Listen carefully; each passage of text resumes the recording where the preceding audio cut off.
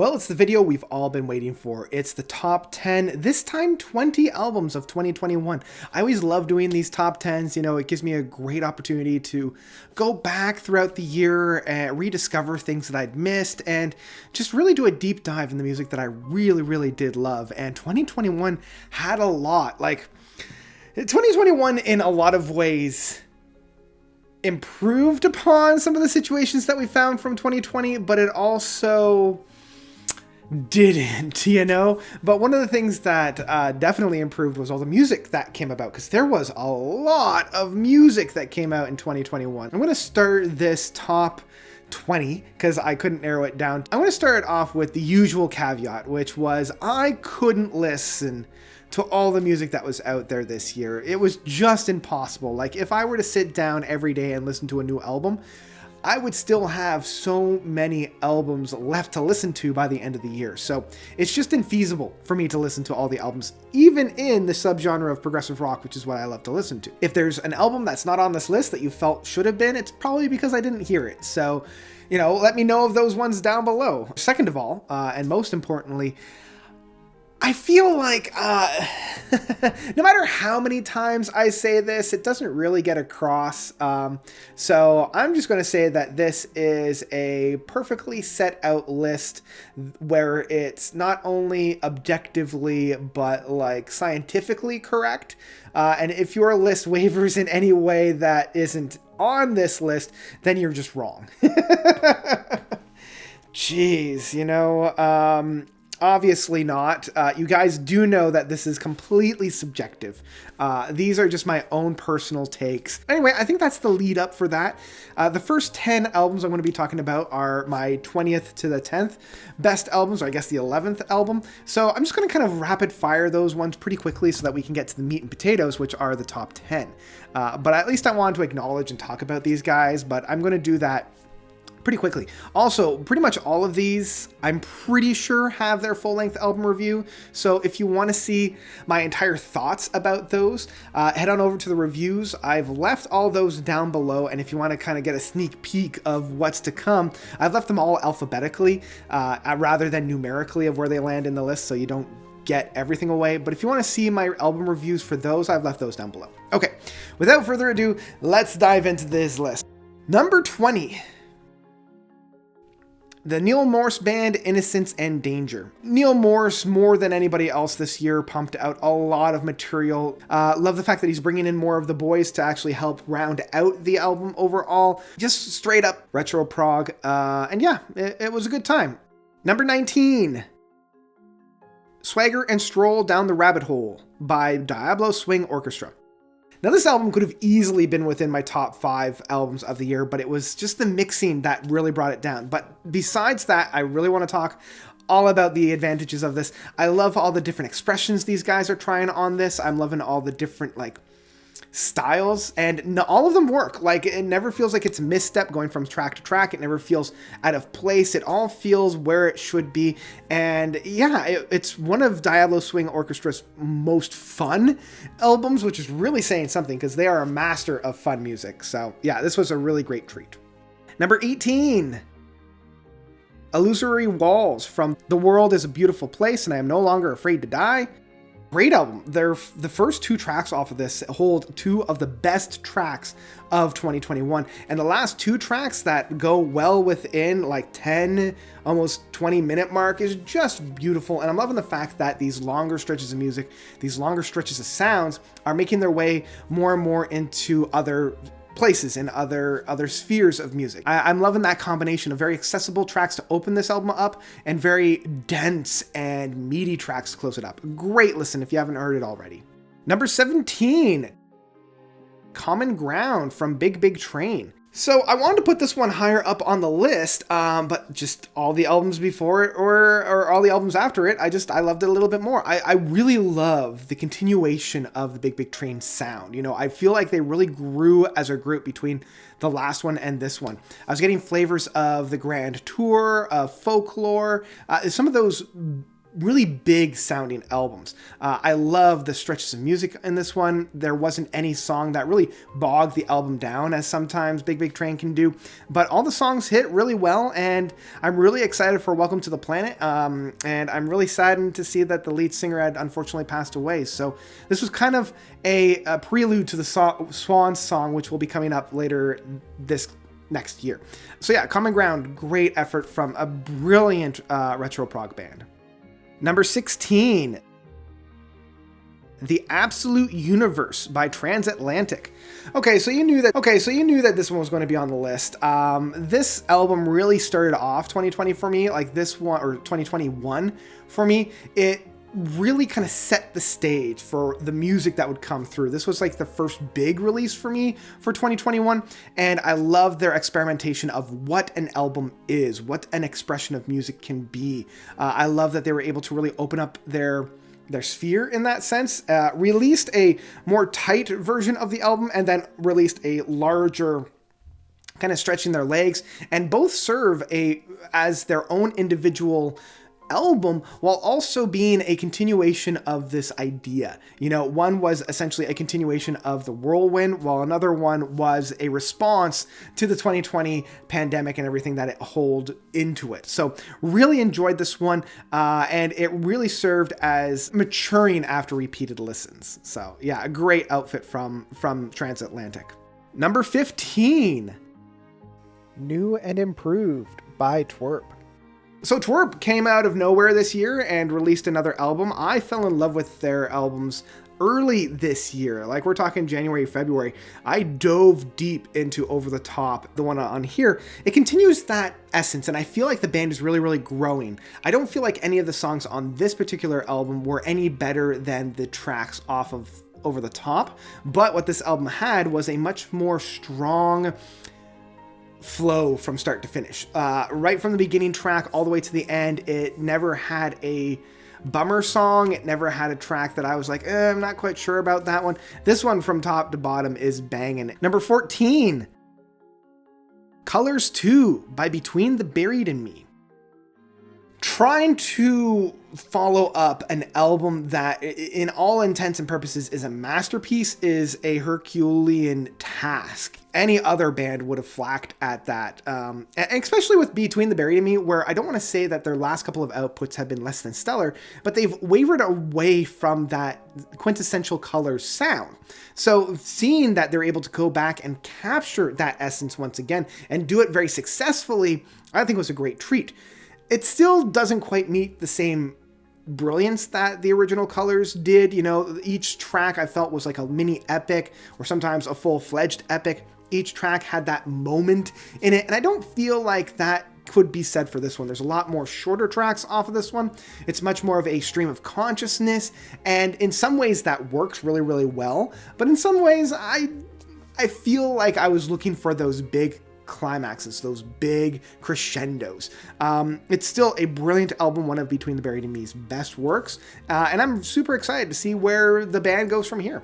Number 13, Solar Power from Lorde. So this was the first time I actually dove into Lorde's music. I missed her first two albums, didn't really connect with me all that much, and when I saw Solar Power making its kind of circuit around the summer, I fell in love with this album. It was constantly on repeat throughout the whole summer period, and I found myself coming back to it time and time again. I'm loving the groovy, slower, more melodramatic moments off of this album. I love how almost hippie, optimistic this album is, and I know it's definitely a departure from her past music, and a lot of people didn't quite like that, but for me, it drew me into her albums. It got me engaged, it got me excited, and I really loved what I was hearing on this one. So yeah, I am really excited to see where Lorde goes from here.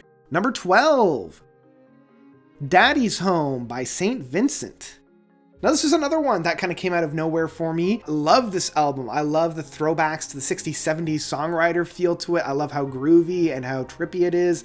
Really great work for St. Vincent, and how engaging the music is. I love both the kind of melodramatic aspects on here, but also just how accessible it all is. So yeah, Daddy's Home from St. Vincent was a real treat, and one that I'm, still devouring now. Number 11, Nephilia, self-titled debut release. So another one that came out of nowhere for me. This album, again, probably would have ranked a lot higher if it wasn't a person kind of ripoff, because there's so many tracks off of here that essentially do exactly what Person did way back, just 3 or 4 years ago. But I'm loving these. Again, the ongoing mythos for these are like the 60s, 70s throwback, because I'm getting big flavors of Janis Joplin, Joni Mitchell on the vocals, but then adding more of like a Uriah Heep or Deep Purple expression. I'm loving that more acid rock flair with it. So really love what they were doing on this album. I'm super stoked to hear more from this band. And yeah, this one really surprised me. Okay. So that takes care of the first 10. I'm going to spend a little bit more time on these next ones. And we're going to start with number 10, As the Love Continues by Mogwai. So Mogwai, post-rock, and in a year where a lot of big legacy post-rock bands put out music that I was less than stellar about, I felt Mogwai put out probably their best record to date. This thing holds so many great soundscapes, so many great creation of noise on there. Like, they're definitely that noise rock, post-rock group that I always turn to for innovation within this style of music. I'm loving the build-ups. I'm loving the crescendos. Some of the features on this, like Colin Stetson on here, prove that they're still very comfortable being uncomfortable in their music. Love the presentation on this one. And even though this came out pretty early in the year, I still found myself coming back to it time and time again. Even though they're almost 30 years into their career, I still feel as though the best days are ahead of them. So yeah, As the Love Continues by Mogwai was an absolute treat. Number 9, Butterfly 3000 from King Gizzard and the Lizard Wizard. So, King Gizzard already put out a couple albums this year, or I guess just the one of LW, and the past couple of albums that they have been doing still flaunted and experimented with the microtones that I'm not a big fan of. You know, I never really connected with the Microtonal Banana album, and KG and LW really didn't do a whole lot for me. And it wasn't until like these past 2 or 3 weeks that I've really fallen back in love with Butterfly 3000. I'm loving the more pastoral, jammy kind of sessions that we have on this. I love that it's more of like a straight up train of thought that we would have heard from like Nonagon Infinity. Fantastic work from King Giz, their top tier music for the year. And yeah, so excited for whatever they have next, because we know 2022 they'll probably put out like 2 or 3 albums. Number 8, The Uncrowned King Part 1 from Evership. So Evership has been a very interesting retro prog band. I've really been enjoying all their outfits. I do feel as though every album they put out kind of improves upon what was going on. And I'm loving how they're able to create these longer stretches of music in this more kind of narrative flow in that sense. I love this really deep retro prog where it's not just a cookie cutter of all the other kind of retro progs that we've had today, because it's so easy to fall into those simple traps that just become repetitive. I'm so glad that these guys were able to really bring about something unique within kind of a paint by numbers subgenre. They did something very, very special in this album. Number 7, The Turning Wheel by Spelling.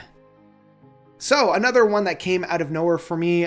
This one was getting the rounds of the YouTube music critique circles or reviewer circles. I put it on and I was blown away. This album holds that same kind of art rock that, say, Kate Bush was doing in the 80s. Same with like Peter Gabriel. But creating it in such an accessible and enjoyable form. Not to say that Kate Bush isn't, but I find like a lot of artists that go this route and try to create this art rock, this kind of avant-garde, very artistic styling of music, create music that it's challenging for the listener. And so the way that Spelling is able to make it immediately accessible and immediately enjoyable while doing all these experiments, really goes to show the master of the craft. I love this album, and I always would put it on. Whenever anybody was approaching me for a new album to listen to, 9 times out of 10, this would be the one that I would recommend. Because no matter where your enjoyment of music lies, whether it be death metal, whether it be country, whether it be R&B and hip hop, you're going to find something to love about this album. I love this album, and it was a great time. Number 6. Meet Mallet by A Formal Horse. So, Formal Horse back in 2019, 2020, came out with the amazing album of Here Comes the Man from the Council, or the Man from the Board, with a flamethrower. Meet Mallet just continues that. This avant-garde, jazzy, metal-y, rockish, kind of like it purposefully defies classification. I'm loving how avant-garde and silly they can be, while again also being immediately accessible. Their one track, I'm a Lasagna, I found myself humming along to and singing throughout the year, even though the lyrical content of it is just so ridiculous. Immediately catchy, immediately singable, while still kind of pushing the envelope for what music can be. So great work from A Formal Horse. Super excited to hear what they have next. All right, we're coming into the final 5. So let's dive in with number 5. Hexahedron, live at Honey Austin Constler by Ulver. So, we're getting into the big stuff here, because this was one of the few albums that received my masterpiece status on this, and I still hold to it. I was hesitant to put this one on the list because it's a live album, but what saved it was that it was all material that hadn't been released at this point. Like, it's all new material. And man, what they're able to do within this like hour stretch of music is just unprecedented. It takes me away every time I listen to it. It really transcends and puts me into this hypnotic state that I love being in. It really takes its time to build up, and that time never feels wasted. It always feels very fresh and very new. I'm loving the crescendos that we have on here. I'm loving that really big 18-minute play out. It's on one hand very ethereal while also being untangible. I love the soundscapes that are on here. If you're into more of like a trance kind of music, then you're going to love this album, because it really does put you in this hypnotic state. Number 4. Infinite Granite by Deaf Haven. So I know a lot of people didn't quite like this album or even get this album. Deaf Haven was one of those bands that, blended the shoegaze with the black metal. And I like the fact that they took a step back from the black metal and really went in hard with more of that shoegaze, more of that transient kind of hypnotic side of things. Like, I always felt like Ulver's album and Deaf Haven's album were kind of like the two albums that were doing this very transient, very rhythmic, very like ethereal style of music, where it's tangible, but also just so high up in the clouds. I love all the crescendos off of this. I think what the Neil Drop, Anthony Fantano, calls this crescendo core. I can't argue with that. Where some people might not enjoy that, I loved it. I love this creating of music, this big soundscapes, these big crescendos. And I think Deaf Haven wrote one of their best albums to date. Number 3. Hushed and Grim by Mastodon. Oh boy, what do I even say about this album that hasn't already been said? I loved this album. I think that this might be my favorite Mastodon album. They did the impossible by creating a double disc musical landscape that at no point feels overblown, overlong, overbearing, which is so easy to do, especially within progressive metal. And I think grounding this in such a concrete concept of paying homage and a loving tribute to their good friend and manager who had recently passed away, grounding this album and then creating all the sounds that are throughout this. They blend the heavy with the melodramatic, and that last track justifies reason in how grand and amazing it is. By the end of it, I feel both drained and yet fulfilled when I listen to this whole album, and I love it. I love it. Number 2. Frosting by Bent Knee. So Bent Knee has always been a group that I've kept my eye out for.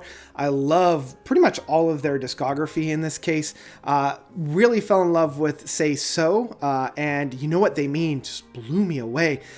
This one I feel is, it proves that Bent Knee is not afraid to do something that might alienate their listening base, because I know a lot of fans of theirs do not like this album. I love this album. This is the kind of album that I feel doesn't get made that often anymore, where the first 2 or 3 listens, I do not like it. I'm like, what is this? This isn't what I expected. I don't even know what to make of it. But the more I listened to it, the more I got it, the more I really fell in love with it, and the more that I just devoured it. This is reminiscing of me from past albums from the 70s, like Islands from King Crimson, like Brain Salad Surgery from Emerson, Lake and Palmer, like Tales of Topographic Ocean from Yes, where, again, you didn't quite know what to make out of this art, but the more you listen to it, the more you're like, okay, I'm getting what they're putting down. They're infusing a lot more of the hyperpop on this album. They're trying a lot more different things. And the thing that I like about this album is that it never really sits still.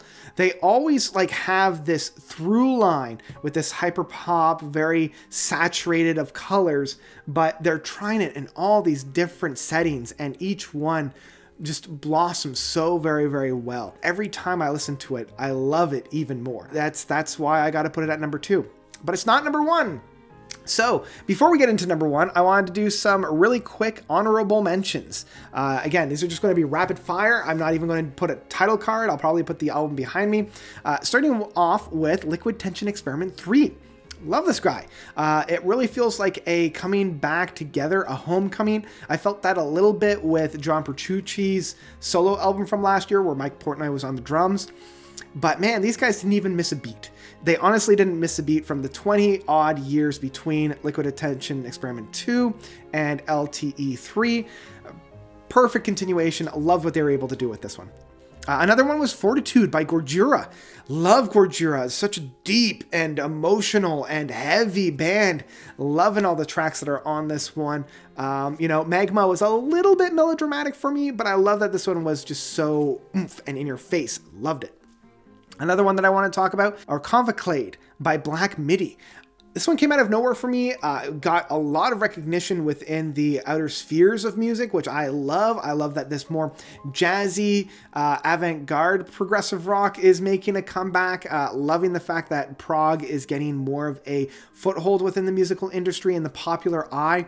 So yeah, if this is what we have to look forward to, I'm all for it. I love the blending of a Primus foundation on top of this Frank Zappa avant-garde expression. Another one that I found myself listening to a lot was Inside by Bo Burnham. This was actually originally on my top 10, but I found what worked for this album so much was the actual Netflix special. And once you kind of divorce the Netflix special with the album proper just feels very disjointed, unconnected. Some of the songs don't quite work quite as well when you're listening to it just straight up. But man, if there was ever an album or a piece of work or a piece of art that really captures what this whole lockdown situation is all about, this is the one. This is the absolute one that just kind of nails it. And I'm like, that's what it was like throughout this whole time. And honestly, we're not even out of it yet. So that's really where this Bo Burnham Inside really was. It tackled the optimism, the depression about the whole thing. Yeah, absolutely loved it. Another one, I've got 2 more. Book 2, Where Stories Come From by Others From No One. Man, I found myself really digging this one. Very avant-garde, jazzy stuff from Maudlin of the Well. It was just all over the place. They never really sat still. And the last one was Tea Room from Kior. Yeah, I actually had a chance to sit down with Kior, had a chat with him about the album. It's very cinematic in that sense.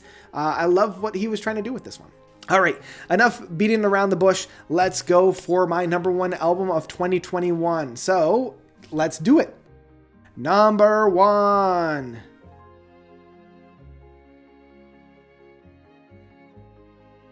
Etemen Enka by Dune.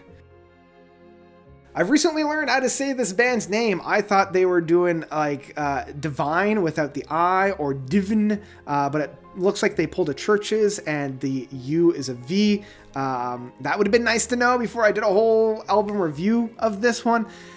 Man, this album just came out of nowhere and plowed right through me.